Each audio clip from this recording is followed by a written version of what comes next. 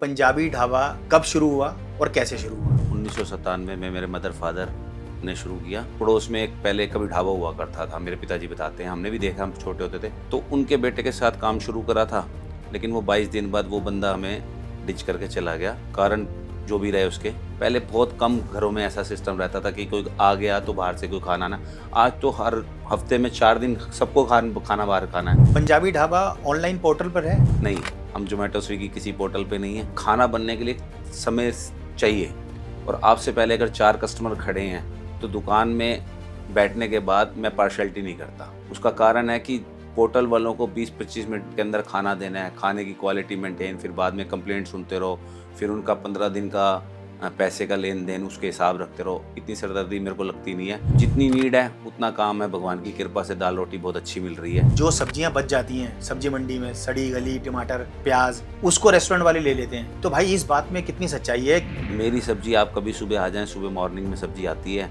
By chance मैं नहीं हूँ तो मेरा स्टाफ देखता है, उसको तोलना भी होता है, वजन भी करना है। खराब सब्जी होती है तो तुरंत उसको कंप्लेंट आती है, 11-12 बजे तक वो दोबारा चेंज होती है। आप कितना अपने काम में ईमानदार रहते हैं। दिल्ली, अगर हिंदुस्तान में आप कंपेयर करोगे तो सबसे सस्ता खाने के मामले में मैं सोचता हूँ। आप दिल्ली में 50 रुपए में भी भरपेट भोजन कर सकते हैं और 5,000 रुपये भी लगा सकते हैं। सबसे बड़ा खेल फूड इंडस्ट्री के अंदर भूख का है। जब आपको भूख लगी है तो आपको सादी रोटी भी बहुत अच्छी लगेगी, और भूख नहीं है मैं आपको कितना मर्जी देसी की चुपड़ा परांठा खिला दूं, आपको मजा नहीं। Customer is always right. अगर आप दुकानदारी कर रहे हैं, आप चाहते हैं कि कस्टमर दोबारा आए, तो आपको कहीं ना कहीं थोड़ा सा हेड डाउन करना पड़ता है। इजी जॉब नहीं है, बहकावे में काम मत करना। या तो आप इसको सीखो, लॉन्ग टर्म काम करना है तो आपको काम आना चाहिए। जीवन में बड़े सारे अप डाउन्स है, फिर भी उसकी कृपा बनी है। मैं तो कहता हूँ मैं उसका जितना शुक्र करूँ उतना कम है।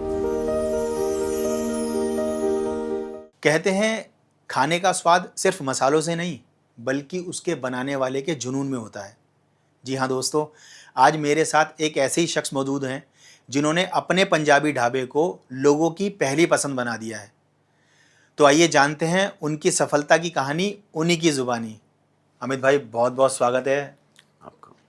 बहुत खुशी की बात है कि आज मेरे कहने पर आपने टाइम निकाला और आप आए स्टूडियो में, और आज हम करेंगे पॉडकास्ट आपके साथ। भाई, पंजाबी ढाबा कब शुरू हुआ और कैसे शुरू हुआ?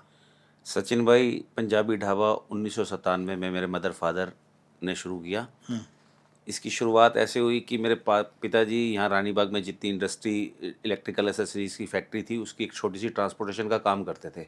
जो यहाँ जैसे आप इलेक्ट्रॉनिक्स का सामान लेने जाते हैं, भगीरथ जाता था। तो हैंड टू माउथ थे। जो भी लोग पार्टीशन के बाद दिल्ली आए हैं, 1-2 पीढ़ी तो स्ट्रगल में ही निकल गई। आज हम जो थोड़ा सा सुकून ले रहे हैं अपने माता पिता की वजह से ले रहे हैं, क्योंकि उन्होंने बड़ी स्ट्रगल की अपनी ज़िंदगी में। और तब मेरी सिस्टर की शादी के लिए एक रिश्ता आया, और रिश्ता ऐसा आया, रिश्ता 15 दिन में उसकी शादी करनी पड़ी। भाई जल्दबाजी में, कि जैसे पंजाबियों में होता है चुन्नी चढ़ाने वाला, तो 15 दिन में शादी करनी पड़ी। तो पैसे की बड़ी तंगी थी, तो मेरे पिताजी ने अपने जितने भी इंडस्ट्री वाले लोग थे उनसे थोड़ा थोड़ा एडवांस ले लिया, और शादी हो गई।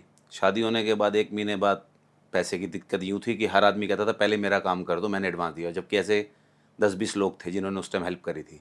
तो पिताजी और माताजी ने घर में डिस्कस किया कि कोई ऐसा काम करा जाए जिससे घर की रोटी चलती रहे। अच्छा। तो ढाबा खोलने का मन में विचार आया। और जहाँ हम रहते हैं, जहाँ हमारी दादा की प्रॉपर्टी है जिसमें आज भी ढाबा चल रहा है, उस पड़ोस में एक पहले कभी ढाबा हुआ करता था, मेरे पिताजी बताते हैं, हमने भी देखा, हम छोटे होते थे। तो उनके बेटे के साथ काम शुरू करा था, लेकिन वो 22 दिन बाद वो बंदा हमें डिच करके चला गया। कारण जो भी रहे उसके, उसमें नहीं जाता।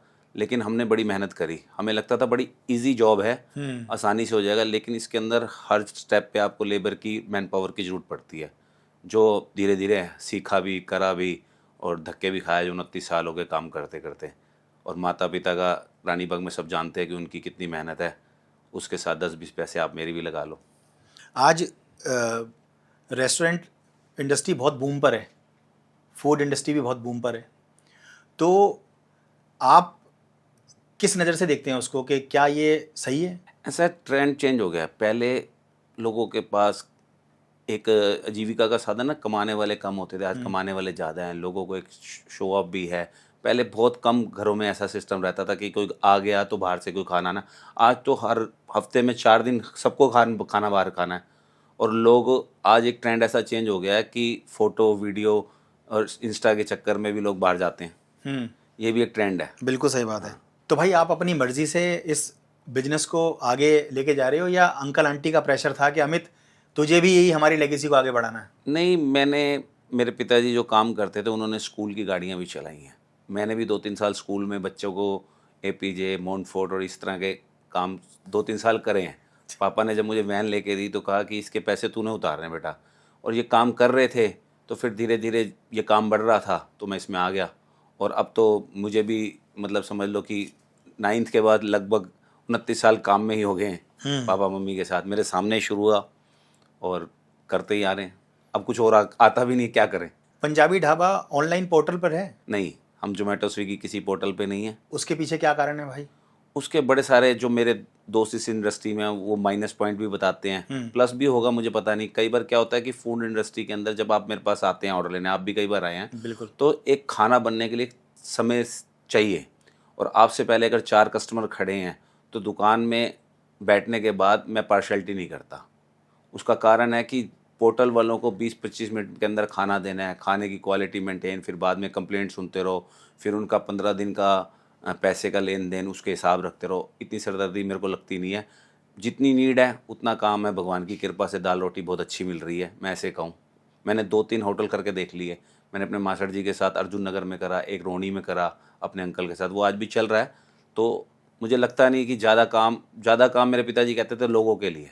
अच्छा, हाँ। मतलब ऑनलाइन पोर्टल पे डिपेंडेंसी नहीं है? डिपेंडेंसी नहीं है, आज तक नहीं है। मैंने कभी कोई पेड प्रमोशन नहीं करी। बिल्कुल सही बात है, हम तो बचपन से माउथ देखते आ रहे हैं। पब्लिसिटी का काम है कि आप मेरे पास आते हैं, आपको अच्छा लगता है, आप दूसरे को रेकमेंड कर देते हैं।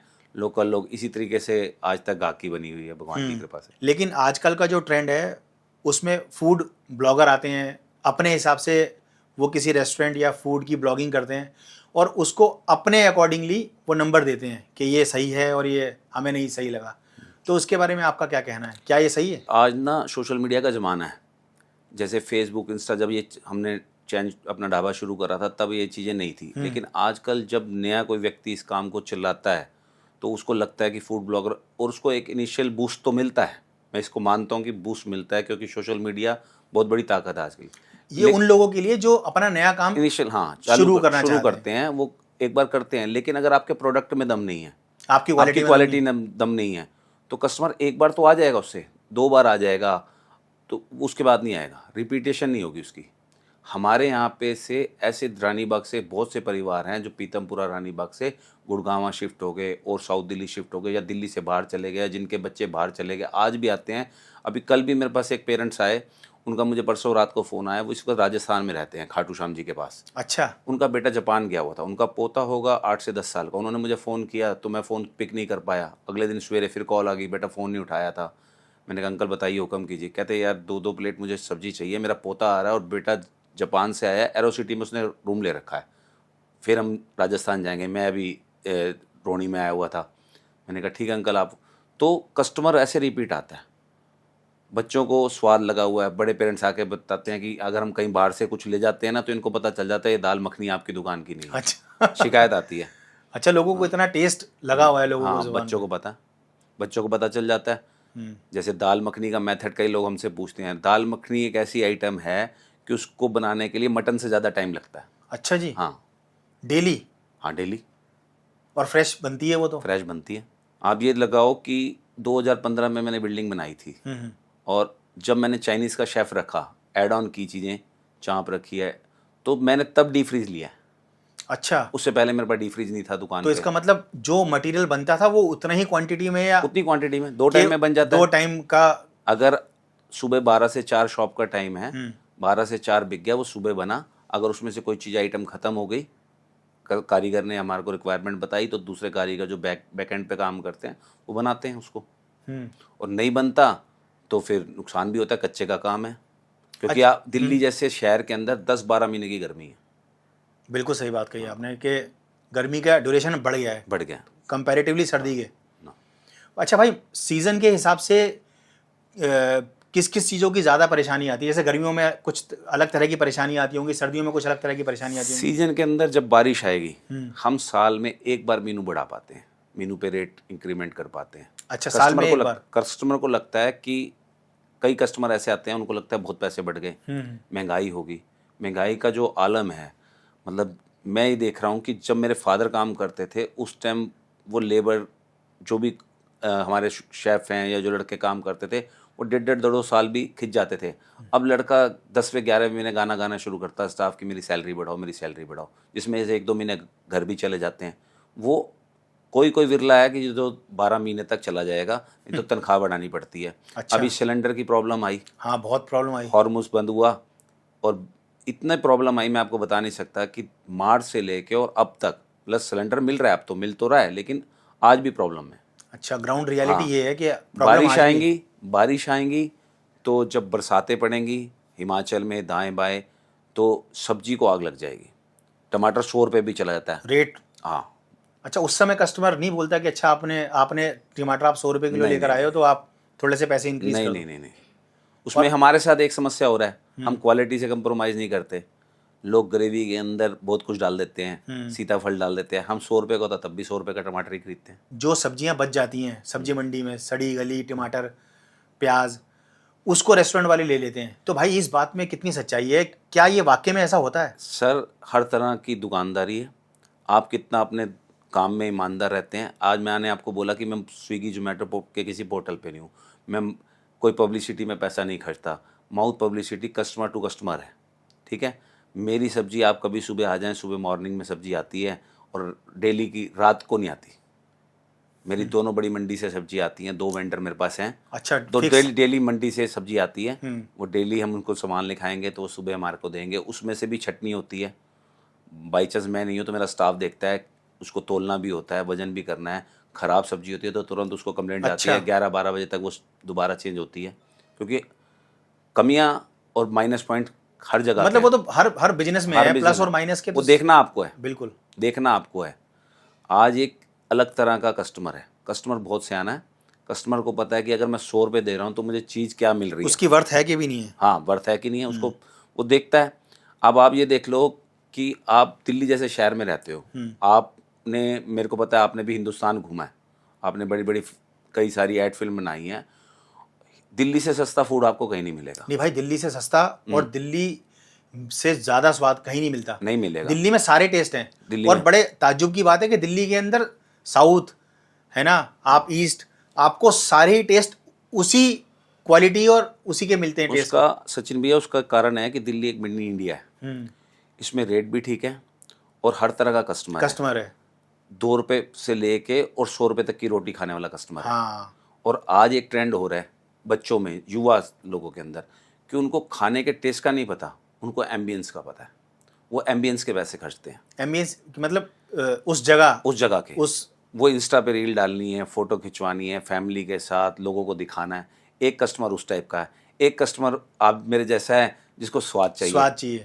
वो चांदनी चौक के किसी कूचे में जाके भी खाएगा। हाँ, उसको टेस्ट का पता है। और आपको अच्छा फूड खाने के लिए अच्छे पैसे पे करने पड़ते हैं। अगर आपको क्वालिटी खानी है तो उसका एक दाम आपको देना पड़ेगा। दाम की बात चल रही है, क्या एक्सपेंसिव फूड ही स्वाद अच्छा दे सकता है?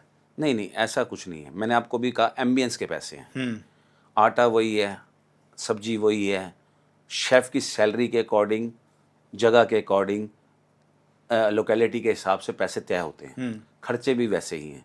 आप एक खाना दिल्ली में खा रहे हैं, एक गुड़गांव में जाके खाएंगे, उसका फ़र्क आएगा। बिल्कुल सही बात। आप एक खाना एक देसी ढाबे पे खा रहे हैं, एक बढ़िया फाइन डाइनिंग रेस्टोरेंट में खा रहे हैं, उसका फ़र्क आएगा। पैसे कस्टमर ने भरने हैं, दुकानदार जेब से नहीं देगा। ये आपका माइंड सेट होना चाहिए कि अगर मैं सस्ती दुकान पे खा रहा हूँ तो वो क्या क्वालिटी यूज़ कर रहा है, वो क्या खिला रहा है। लेकिन अमित भाई, मैंने बहुत बार ऐसा देखा है और मैंने फील भी किया है, क्योंकि मैंने बहुत ट्रैवल किया है। कई बार क्या होता है, आप किसी 5 स्टार किसी बड़े अच्छे रेस्टोरेंट में भी या किसी अच्छी जगह पे बैठ के आप खाना खाओ तो वो स्वाद आपको नहीं मिलता। लेकिन अगर आप एक जगह रुककर किसी स्ट्रीट फूड का आप स्वाद लेना तो वो स्वाद आपको, मतलब उसका, आप ज़्यादातर रेस्टोरेंट्स में या बड़ी चेन्स में जाएंगे तो किचन के अंदर आपकी एंट्री नहीं है, रिस्ट्रिक्टेड लिखा होता है। रिस्ट्रिक्टेड लिखा। आप मेरी दुकान पे आते हैं, आपके सामने से लाइव चीज़ें चल रही होती हैं। बिल्कुल। और उसके अलावा भी मैं आपको, कभी भी आप आइए मेरी किचन में आके देखिए जैसे खाना बनता है। मैं तो बहुत बार फेसबुक पे लाइव करता हूँ। कई दोस्त मुझे बोलते हैं कि यार ये क्या कर रहा है, लोगों को अपनी रेसिपी बता रहा है। अरे ऐसे रेसिपी बताने से कुछ नहीं होता, हर चीज़ का अपना एक स्टाइल है, कारीगर बनाता है, उसको पता है क्या। अच्छा भाई, आजकल हम लोग एक बहुत बात सुनते हैं, बड़ी कॉमन है, सीक्रेट मसाला ये सीक्रेट रेसिपी, ये सीक्रेट मसाला क्या वाकई में कुछ होता है? कुछ सीक्रेट मसाला नहीं होता। देखो सचिन भाई, आज दिल्ली जैसे शहर में या इंडिया में एमडीएच का एक नाम है। हम एमडीएच के मसाले यूज़ करते हैं, गाय छाप मसाले यूज़ करते हैं, पारस का देसी घी यूज़ करते हैं, मक्खन हम अमूल का यूज़ करते हैं, करीम अमूल की यूज़ करते हैं। अब कंपनी पीछे क्या बना रही है मुझे नहीं पता, उसकी क्वालिटी टेस्टिंग मेरे हाथ में नहीं है। समझ गया। मैं परचेज कर रहा हूँ, एक किराना स्टोर से परचेज कर रहा हूँ, वो क्या बना रही है क्या नहीं बना रही मुझे नहीं पता, लेकिन वो ठीक बना रही है तभी चल रही है चीज़ें और बिक रहा है माल। ठीक है जी। और सीक्रेट मसाला एक गरम मसाला है या एरिया वाइज अपने अपने उस गरम मसाले की एक रेशो, उसमें अगर 7 8 10 मसाले, कोई 12 डालता है, कोई 16 डालता है, कोई 14 डालता है, उसकी एक रेशो सेट है। सीक्रेट क्या होता है, कोई किसी और प्लेनेट से तो आ नहीं रहा, मसाले सब यहीं पे बन रहे नहीं, हैं। हमने आजकल तो रील्स पे बड़ा रहता है ना कि ये सीक्रेट मेरे मेरे मेरे दादाजी का सर मसाला। ये जैसे आप पॉडकास्ट कर रहे हो, ये ब्लॉगिंग करने वालों का एक स्टाइल है कि मेरे दादाजी के टाइम का रेसिपी। अब दाल है, अब दाल आप बनते हैं, दाल को धोना ही एक अनपॉलिश दाल और पॉलिश दाल, अच्छा। इसमें भी बड़ा फ़र्क है। दालें आप देखते हो, आज टाटा संपन्न की दाल आती है या मंगत राम की बढ़िया दाल आती है, दाल की क्वालिटी है, उसके पैसे हैं सर। इसीलिए थोड़ा सा कई बार किसी को तो मेरा खाना महंगा लग रहा है, किसी के लिए सस्ता है। ये आपकी पॉकेट पे लाउ करता है, आप कितना कमाते हो, कितना एक्सपेंसिव आपका खाने पे है, कितना आप अच्छा कपड़ा पहनते हो, ये सबकी इसका कोई मापदंड नहीं है। समझ गया, ये चॉइस टू चॉइस है और कोई मापदंड नहीं है। मैं भी बाहर कुछ चीज़ें खाने जाता हूँ, मान लो मेरी दुकान पे नहीं बनती, मैं साउथ इंडियन खाने जाता हूँ, मेरी प्रेफरेंस होती है कि मैं सागर रत्ना पे जाके खाऊँ। ऐसी बहुत सारी चैनें हैं जो साफ़ सुथरा हाइजीनिक, उसके पैसे आपको देने पड़ेंगे ना सर, दुकानदार जेब से नहीं देगा। भाई टेस्ट कितना इंपॉर्टेंट रोल प्ले करता है फूड इंडस्ट्री में? टेस्ट के बिना कुछ नहीं। मैंने आपको कहा कि अगर आप अभी कोई नया सेटअप बनाते हैं, आप बहुत अच्छा उसको सेटअप को बना सकते हैं, पैसे लगा सकते हैं, कहीं से कारीगर या शेफ़ को तोड़ के ला सकते हैं, उसके बाद मटेरियल दे सकते हैं। अगर वो कारीगर चला गया या आपने मटेरियल में कोताही करी तो टेस्ट वैसे ही उड़ जाएगा। बहुत से आउटलेट आपने देखे होंगे, बहुत लोग चढ़े और उतरे। आप अपने सराउंडिंग में पीतमपुरा, रोनी की बेल्ट के अंदर देखेंगे, हर साल मेरे हिसाब से मतलब 50-60 रेस्टोरेंट खुलते हैं और बंद हो जाते और 4-6-8 महीने साल बाद बंद हो जाते हैं। भाई ये बिल्कुल फैक्ट है, और ये मैंने भी महसूस किया कि यार अभी तो खुला देखा था मैंने और फिर बंद हो जाता है। तो इसका मतलब वो क्वालिटी सस्टेन नहीं कर पाते। क्वालिटी इसलिए सस्टेन नहीं कर पाते सर, लोग सोचते हैं कि बड़ी इजी जॉब है, खाने के काम में बहुत मार्जिन है, खाने का काम कर लो बहुत आसान है। ऐसा आसान नहीं है। नहीं भाई, हमने तो सुना है कि खाने के उसमें बहुत मार्जिन है, 60 और 40 का रेशियो है। सर ऐसा कुछ भी नहीं है, ये लगता है आपको। टेस्ट कितना इंपॉर्टेंट रोल प्ले करता है फूड इंडस्ट्री में? टेस्ट के बिना कुछ नहीं। मैंने आपको कहा कि अगर आप अभी कोई नया सेटअप बनाते हैं, आप बहुत अच्छा उसको सेटअप को बना सकते हैं, पैसे लगा सकते हैं, कहीं से कारीगर या शेफ़ को तोड़ के ला सकते हैं, उसके बाद मटेरियल दे सकते हैं। अगर वो कारीगर चला गया या आपने मटेरियल में कोताही करी तो टेस्ट वैसे ही उड़ जाएगा। बहुत से आउटलेट आपने देखे होंगे, बहुत लोग चढ़े और उतरे। आप अपने सराउंडिंग में पीतमपुरा, रोनी की बेल्ट के अंदर देखेंगे, हर साल मेरे हिसाब से मतलब 50-60 रेस्टोरेंट खुलते हैं और बंद हो जाते और 4-6-8 महीने साल बाद बंद हो जाते हैं। कितने कॉस्ट इफेक्टिव रेस्टोरेंट हैं आपकी नज़र में जहाँ एक मिडिल क्लास फैमिली वाला, एक लोअर मिडिल क्लास फैमिली वाला बहुत आराम से बैठ के खा सकता है? उसकी कोई गिनती नहीं है। मैंने फिर आपको कहा कि आप दिल्ली में 50 रुपये में भी भरपेट भोजन कर सकते हैं और 5,000 रुपये भी लगा सकते हैं। बिल्कुल सही बात है। ऐसा कुछ नहीं है, मतलब ये हर आदमी की अपनी पॉकेट पर डिपेंड करता है। दिल्ली अगर हिंदुस्तान में आप कंपेयर करोगे तो सबसे सस्ता खाने के मामले में मैं सोचता हूँ। मैं भी बहुत जगह गया हूँ, महाराष्ट्र भी गया हूँ, गोवा भी गया हूँ, नॉर्थ में भी घूमते हैं, तब भी सस्ता है। दिल्ली आज भी बहुत सस्ता है खाने के मामले में। पंजाबी ढाबे की सबसे हॉट सेलिंग आइटम कौन सी है जो सबसे ज़्यादा बिकती है आपकी? दाल तो बिकती है, कढ़ाई पनीर है, पनीर बटर मसाला है। दाल भी कई तरह की बनाते हैं ना आप तो? हाँ, हमारी दाल मखनी ज़्यादा बिकती है। पंजाबी ढाबे की दाल मखनी बिकती है, कढ़ाई पनीर है, पनीर बटर मसाला है, चना मसाला है, ये चीज़ें बिकती हैं। तो दाल मखनी की प्रिपरेशन में कितना टाइम लगता है आपको? काफ़ी टाइम लगता है। दाल मखनी को पूरा रात सोख करके रखते हैं, उसके बाद उसको पानी में भिगोते हैं, उसके बाद उसको एक सीटी लगती है, जब वो दाल फट जाती है, जो कारीगरों का मेथड है, उसकी दोबारा से वॉशिंग होती है। अच्छा, तभी आप कलर देखना। लेकिन आप दाल कई जगह पे खाते होंगे तो उसको कालेपन पे होगी, और आप मेरे यहाँ से भी दाल ले जाते हैं, उसका कलर साफ़ होता है। उसका क्या है, पॉलिश और मिट्टी डस्ट उतरनी चाहिए। अच्छा, उसकी धुलाई होने के बाद वो फिर उबलती है, फिर उसमें दूध डलता है, देसी घी डलता है, क्रीम डलती है, तब जाके उसको बहुत टाइम लगता है। सचिन भाई, सबसे ज़्यादा टाइम ही उसको लगता है दाल मखनी को। हाँ। और पंजाबी ढाबे की सबसे हॉट सेलिंग आइटम दाल मखनी है। कस्टमर्स के किस तरह के फीडबैक रहते हैं आपके खाने को लेकर? जैसे अब मान लो कि नए भी आते हैं, कुछ पुराने एरिया छोड़ जाते हैं, फिर आते हैं जाते हैं, आपके आसपास सराउंडिंग में अगर 2 किलोमीटर में 4 किलोमीटर में आसपास कोई शॉप खुलेगी, कस्टमर किसी का सगा नहीं है। कस्टमर एक बार ज़रूर जाएगा, ट्राई करेगा, वहाँ पे एम्बियंस को ट्राई करेगा, उसकी क्वालिटी को टेस्ट करेगा, मुझसे बेटर देगा तो उस पर जाएगा। और किसी का कस्टमर, मतलब आप मेरी दाल मखनी रोज़ खाने लग जाए, आप बोर हो जाएंगे। आप कुछ किसी भी रेस्टोरेंट की, मैं कह रहा हूँ 5 स्टार ITC मोरिया में भी चले जाएंगे, आप रोज़ खाएंगे तो आप बोर हो जाएंगे। थोड़ा सा आपकी जीप चेंज मांगती है। हर आदमी के यहाँ पे लाखों सेंसर लगे हैं जीप पे। बिल्कुल सही बात है। और सबसे बड़ा खेल फूड इंडस्ट्री के अंदर भूख का है। जब आपको भूख लगी है तो आपको सादी रोटी भी बहुत अच्छी लगेगी, और भूख नहीं है, मैं आपको कितना मर्जी देसी घी चुपड़ा हुआ परांठा खिला दूं, आपको मजा नहीं आएगा। बिल्कुल सही बात है, बिल्कुल फैक्ट है ये बात। ये भूख का बहुत बड़ा खेल है। मतलब मैं इस बात को इसलिए मानता हूँ कि जब मैं ट्रैवल करता हूँ, कई बार बच्चों को भूख लगी है। अभी मैं लेटेस्ट आपको बात बताता हूँ, मैं अभी हिमाचल के टूर पे था, तो दिल्ली से निकले, अनंतपुर के पास खाना खाया, ब्रेकफास्ट किया, उसके बाद 1-2 जगह और रास्ते में एक छोटा सा ठिया लगा हुआ था एक आंटी जी का। मेरा मन किया चाय पी लेते हैं रोड साइड पे। मैं वहाँ बैठा, आप बिलीव नहीं करेंगे, मैंने वहाँ खाना खाया।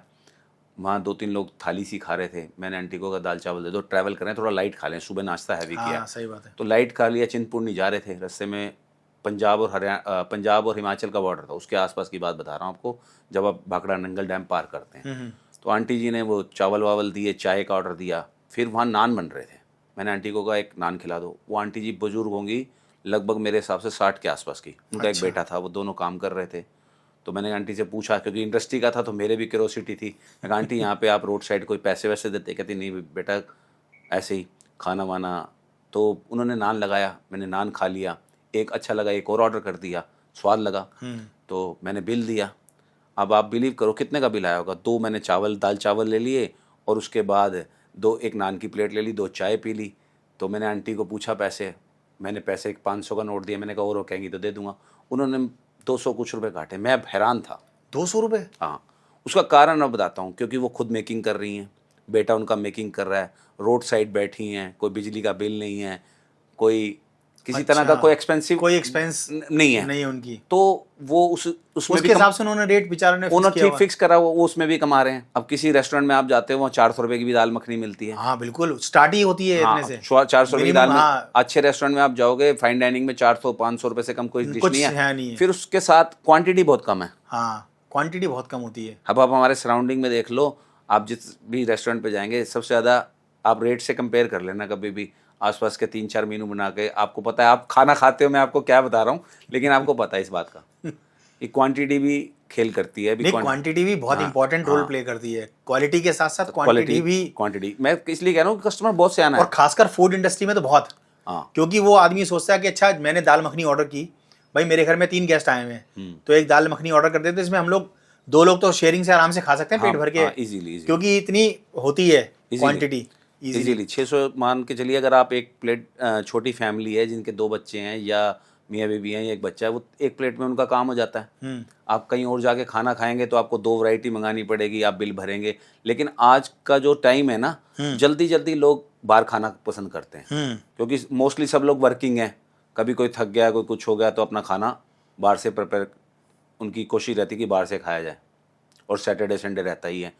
और कस्टमर जब आपको कंप्लेंट करता है, हमारे पिताजी एक बात समझा गए कि दुकान हर कोई कर लेता है, दारी करना हर किसी के पास नहीं।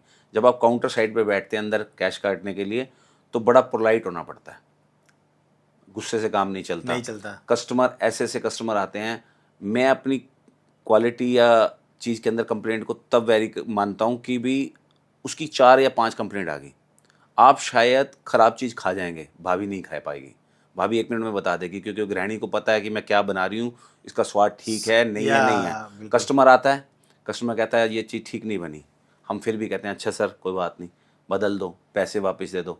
लेकिन ऐसा नहीं होता कि वो चीज़ ख़राब है, या तो उसने पहले कुछ खा रखा है, उसका पेट भरा हो, उसको भूख नहीं है, या एक्चुअल में चीज़ ख़राब है तो हम उस चीज़ को हटाते हैं। मैंने आपको बोला कि 10 से 12 महीने, मतलब 12 महीने में से 10 महीने की गर्मी है दिल्ली में, और मौसम का बड़ा फ़र्क पड़ता है। अभी ह्यूमिडिटी चलेगी, फूड प्लास्टिक का डब्बा जिससे हम लेते हैं, पैकिंग है, फिर भी ख़राब होने का डर रहता है। हम कस्टमर को बोलते हैं दूर ले जाना, ये चीज़ मत ले जा, दूसरी ले जा। कस्टमर इज़ ऑलवेज राइट, इसको एक दुकानदार के नज़रिए से कहना ही पड़ता है कि चाहे वो है या नहीं है।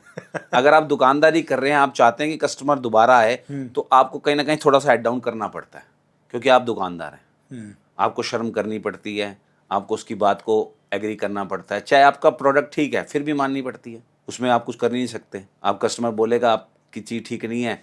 मैं इस आपको क्यों बता रहा हूँ, क्योंकि ये चीज़ें अगर दिन में 50 ग्राहक आए या 100 ग्राहक आए तो एक आधा आ जाता है, चीज़ चेक होती है। आप मेरे पास आ गए कि भैया मैं ये चीज़ ले गया ख़राब थी, अगर आप उसी टाइम आ गए तो मैं उसी टाइम चेक करूँगा। आपने मुझे बताया एक्चुअल में ख़राब हो गई है तो वो सारी चीज़ हटेगी, वेस्ट हो गया। कई बार ऐसा हुआ कि मतलब हो जाता है। आप लोगों ने भेजा और कस्टमर ने आके आपको बताया हो कि भैया ये आपसे होता सामान है। लेके गया था। अच्छे कस्टमर की पहचान बताता हूँ आपको।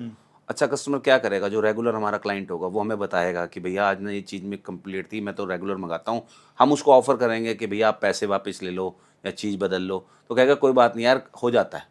अच्छे कस्टमर की ये पहचान है। और जो ओछा टाइप का आदमी होगा, रात चलता होगा, वो बदतमीजी भी करेगा, वो बेकार की बातें भी करेगा, आप न्यूसेंस भी फैलाएगा, हर तरह का कस्टमर है। भाई एक रेस्टोरेंट ओपन करने के लिए मिनिमम कितने अमाउंट से हम ओपन कर सकते हैं एक रेस्टोरेंट?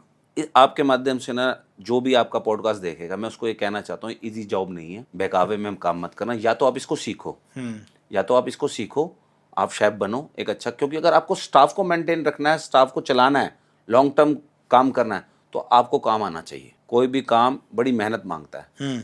29 साल के अंदर मैं आपको बता रहा हूँ कि बहुत से कस्टमर नए जुड़े, कुछ चले गए और कुछ दिल्ली छोड़ गए।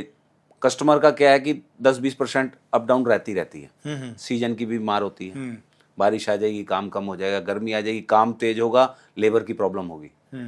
मैं आज की डेट में भी सचिन भैया, कम से कम जब लेबर शॉर्ट होती है तो 10 से 12-15 ऑर्डर मैं खुद दे आता हूँ होम डिलीवरी के। और जो अच्छा कस्टमर मुझे जानता है वो तो हाथ पकड़ के मुझे अंदर बुलाता है कि भाई साहब आओ चाय पी लो। सही बात है। जो ड्रिंक कर रहा तो ड्रिंक ऑफर करता है, मैं पीता खाता नहीं, लेकिन मेरे को उस टाइम ये होता है कि यार टाइम पे खाना पहुंच जाए। टाइम पर खाना पहुंच जाए, क्योंकि भाई आपके रेस्टोरेंट की मतलब वो बहुत पॉपुलर है अपने आप में ही। और सबसे अच्छी बात है वो प्यार आपने लोगों का कमाया है अपने फूड की क्वालिटी से। मैं इसमें मानता हूँ कि भगवती की बड़ी कृपा है, उसको मानते हैं, उसकी आज तक कृपा बनी हुई है। जीवन में बड़े सारे अप डाउन्स आए फिर भी उसकी कृपा बनी है। मैं तो कहता हूँ मैं उसका जितना शुक्र करूँ उतना कम है। रेस्टोरेंट चलाने का वो क्या ध्यान में रखना चाहिए आदमी को, जो सबसे कॉमन और सबसे इम्पोर्टेंट बात है? जब हमने 1997 में काम खोला था तो हमने जिस व्यक्ति के साथ हमने सोचा था वो काम करेगा, लेकिन किसी एक जानकार का हमारे पंजाबी बाग में नॉनवेज का रेस्टोरेंट था, उन्होंने एक कारीगर भेजा। उसने हमें एक बात सिखाई थी कि आप ग्राहक की शक्ल मत देखो, अपने प्रोडक्ट को देखो। अच्छा। आपके खाने में दम होगा तो कस्टमर दोबारा टाइम पे आएगा। हम 11 बजे दुकान क्लोज कर देते हैं रात को? बिल्कुल स्ट्रिक्टली बैठे रहें, 12 बजे तक बैठे रहें, लोग आएंगे। क्योंकि आप जिस कस्टमर की आदत जैसी ही डाल दोगे ना वो वैसे आ जाएगा। आज आप 11 बजे के बाद खाना दोगे, वो 11:30 आएगा, वो बाहर आएगा, स्टाफ भी डिस्टर्ब होगा, आप भी डिस्टर्ब होगे। मतलब अगर आपको काम करना है तो आपको डिसिप्लिन, जिसे आप इंग्लिश में कहेंगे तो होटल मैनेजमेंट सीखें। उसके अंदर भी बड़े तरह के कोर्सेज हैं, वो करें। या किसी चलती हुई शॉप के ऊपर थोड़े दिन अपने आप को मेहनत करके दिखाएं, बने। मेरे पास कई बच्चे आए जो फॉरेन सेटल हुए, उन्होंने मेरे से एक्सपीरियंस सर्टिफिकेट, जैसे उनके वीज़ा वगैरह मुझे नहीं पता, मैंने कभी, लेकिन कई अच्छे लोगों के बच्चे, उन्होंने कहा यार इसको 2 महीने सिखाओ कुछ काम वाम और इसको एक एक्सपीरियंस सर्टिफिकेट दो तो इसका वीज़ा लगेगा। बच्चे आते हैं, सीखते हैं, मेहनत करने वाले लोग भी हैं। मतलब इजी जॉब नहीं है। मैं कई बार लोगों को लगता है बड़ा आसान है। मैंने 3 दुकानें खोली। मेरे को आए दिन आप जैसे कई भाई आते हैं, अच्छे कस्टमर आते हैं, यार यहाँ से बाहर निकलो, यहाँ कर लो, वहाँ कर लो। मुझे दुबई तक के लिए भी किसी ने कहा कि दुबई कर लो, फलानी जगह चलो। मैंने हाथ जोड़ दिए। खानी 2 रोटी हैं, परमात्मा बड़ी अच्छी दे रहा है उसको। नहीं भाई, अभी स्टाफ की बात करी आपने, तो स्टाफ के साथ एक मालिक का जो एक रिलेशन होता है वो कैसा रखना चाहिए एक मालिक को और अपने स्टाफ के? क्योंकि बिना स्टाफ के तो भाई आप अकेले स्टाफ के बिना भी आपका गुजारा नहीं है। और अगर अच्छा स्टाफ है, वो समझता है, तो आपको उसके सुख दुख में भी खड़ा है, तभी लोग टिकते हैं किसी भी इंडस्ट्री में। आप देखो कि कई लोग ना अभी जोमेटो, स्विगी या ब्लिंकिट या जेप्टो पे जाके काम कर रहे हैं, उनको 2 पैसे ज़्यादा मिलते हैं। मेरे साथ भी ऐसा हुआ है कि मेरे कई 2-3 लोग गए हैं, लेकिन एमरजेंसी में वो कंपनी आपको पैसे नहीं देगी। आपको कोई सुख दुख हो जाए, आपके घर में कोई हारी बीमारी आ जाए, आपको कोई तकलीफ हो जाए, वो कंपनी आपको एक्स्ट्रा पे नहीं, उसमें कोई मालिक ही नहीं है। यहाँ लाला कंपनी जो चला रहे हैं हम जैसे, अब जैसे वो उसको मजबूरी में बे टाइम पे भी हेल्प करेगा। समझ गया। हेल्प करेगा, मतलब इंसानियत के तौर पे भी। इंसानियत के तौर पे करनी भी चाहिए, और वो करनी भी चाहिए। करनी भी चाहिए। भाई जब आपके साथ वो खड़े हैं वो दूसरी बात एक और है सर, उनके कोई ठीक है, उनकी तनख्वाह भी मिलती होगी। अब लाला कंपनी के अंदर कई लोग काम करते हैं, मेरे पास कई लोग आते हैं, यार पैसे नहीं मिले, वहाँ नहीं मिले, यहाँ नहीं मिले। मेरे यहाँ पे कोई 15 दिन काम कर गया, कोई महीना कर गया, कोई 2 साल कर गया। वो जिस दिन घर जा रहा है अपने पूरे पैसे ले भाई जा। मैंने किसी अच्छा, को कभी आप हाँ, ऐसा नहीं, लोग पैसे रोक लेते हैं। मेरे पिताजी ने मेरे को सिखाया कि मजदूर की मजदूरी उसका पसीना सूखने से पहले दें। और वो आप उस बात पे कायम हैं? हम कायम है। अभी कोई लड़का कह दे सुख दुख हो गया, मेरे पास कई बार लड़के आते हैं ट्रेनिंग कर, मतलब ट्रेनिंग सेंटर, कई बार मेरा अच्छा। मैनेजर कहता है कि ये ट्रेनिंग सेंटर है, ये 2 महीने आए, काम सीखा और चले गए। मतलब आए, दिल्ली में आए, फ्रेशर थे, उनको कुछ काम सिखाया, कटिंग सिखाई, सफाई सिखाई, होम डिलीवरी सिखाई, अपने पुराने लड़के को कहा इसको सिखा, और वो पता चलता है कि उसको हवा लग जाती है, 2 महीने बाद वो 2-3 महीने बाद चला जाता है। अब हम चाहें, हम उसके पैसे रोकते ही नहीं, ठीक है, उसका जितना दाना पानी परमात्मा ने लिखा था हमारे साथ, हम उसके टिल डेट तक पैसे देते हैं, अपना घर जा भाई। कोई रोक टोक नहीं, किसी तरह की कोई एक्सप्लॉइटेशन नहीं, कोई बढ़िया खाना खाते हैं। जो खाना इस इंडस्ट्री का एक असूल हो रहा है, कई लोग फेल होने का एक बहुत बड़ा कारण है, वो स्टाफ को देखते हैं क्या खा रहा है। अच्छा, एक कहावत है, खांड का कीड़ा खांड ही खाएगा। बिल्कुल सही बात है, खांड का कीड़ा खांड खांड ही ही खाएगा। खाएगा। अगर आपने अपने स्टाफ को देखा कि ये मक्खन क्यों खा रहा है, ये स्पेशल तड़का क्यों लगा रहा है, और आपने उसको टोका, तो वो उससे ज़्यादा नुकसान कर देगा। वो गाहक को अगर 2 चम्मच डालना ना 4 चम्मच डालेगा, उसका टेस्ट भी खराब हुआ और आपकी वेस्टेज भी गई, आपको नुकसान भी हुआ। ये तो बहुत बड़ी बात है यार, और ये वाक्य में बहुत मतलब पॉइंट बहुत छोटा है। इस वजह से भी लोग फेल और होते ये हैं। बात अमित भाई बिल्कुल सही बोली, बहुत लोग देखते हैं कि यार, ये जब देखते हैं कि भी या तो खाना बच चुका होता है वो देते हैं कि अच्छा खाना बच चुका। बचने या ना बचने के, मेरी शॉप पे आज भी शाम को अलग तड़का लगता है। लड़कों ने जो खाना है, मान लो 2 सब्जी बची हैं और फ्रेश हैं, कोई दिक्कत नहीं, शाम को बनी है, खानी है, लेकिन उन्होंने देसी घी का तड़का लगाना तो लगाते हैं। उसको मैं देखता नहीं, कोई रोक टोक नहीं, मैं नहीं देखता। खुला दरबार। मेरे बच्चों को रोटी मिल रही है ना, परमात्मा ने मुझे अच्छा बना दिया ना, ग्राउंड से उठा दिया ना, मतलब चलने लायक बना दिया, तो मैं क्यों देखूंगा, किस लिए देखनी। लोग देखते हैं और फेल होते हैं। भाई सबसे बड़ा रिस्क क्या है फूड इंडस्ट्री में? प्रॉब्लम, सबसे बड़ी प्रॉब्लम जो है लेबर है। इसलिए कह रहा हूँ कि जब तक आपको काम नहीं आता, कुछ ना कुछ तो आपको उस इंडस्ट्री का आना चाहिए। मतलब अगर आपको काम शुरू करना है, इनिशियल स्टेज पे अगर आपको काम शुरू करना है, या तो आप शेफ बने, तंदूर का काम सीख, उसमें बड़ी सारी चीजें आती हैं, आप सीख सकते हैं। उसमें क्या है कि आप मार नहीं खाएंगे, समझ, मतलब आपकी डिपेंडेंसी नहीं रहेगी, डिपेंडेंसी रहेगी, कम रहेगी, आप कर लोगे आराम से। अब हमारे साथ क्या होता है, लेबर शॉर्टेज होती है, हम अपने 2 चीज़ों को ब्रेक करते हैं। हम कस्टमर को बोलते हैं भाई 30 मिनट की जगह 45 मिनट लगेंगे, 50 मिनट नहीं तो आप ले जाओ, आपको जल्दी है, तो ले जाते हैं। 2-4 कस्टमर नहीं भी आते, मजबूरी होती है, उनको मना भी करना पड़ता है। त्योहारों के दिन में फ़ोन भी बंद करना पड़ता है। कई लोग इस बात से भी नाराज आपके साथ तो रहती है, और कि मेरा फ़ोन नहीं पिक किया, क्योंकि आपका सोशल नेटवर्क बहुत स्ट्रॉन्ग है। और भाई मैं एक भाजपा का कार्यकर्ता रहा हूँ, इसी जहाँ पे कई पोस्टों पे रहा हूँ, तो इस वजह से भी कई लोग नाराज हो जाते हैं। कई लोग इस बात से भी नाराज होते हैं कि डिस्काउंट नहीं देता और जगह पे डिस्काउंट मिलता है। और भाई वेटिंग टाइम का बहुत शिकायत रहती है कि वेटिंग टाइम बहुत रहता है। सचिन भाई, असल में ना 90% ऑर्डर जब आप मुझे देते हैं, जब आप मेरी दुकान पे आते हैं, आप मुझे कहते हैं कि भैया ये चीज़ें लगा दो, तो 90% लगभग आपके ऑर्डर देने के बाद बनना शुरू होगा। हाँ, जो मेन उसका रॉ चीज़ें रॉ में तो तैयार होती हैं। मान लो आपने अभी चना मसाला खाना, उसके छोले बॉइल्ड पड़े हैं, वो तड़का लगाएगा, और आपसे पहले अगर 5 कस्टमर खड़े हैं, उनकी सही बात है, उस जगह पे मैं पार्शलिटी नहीं करता बिल्कुल भी।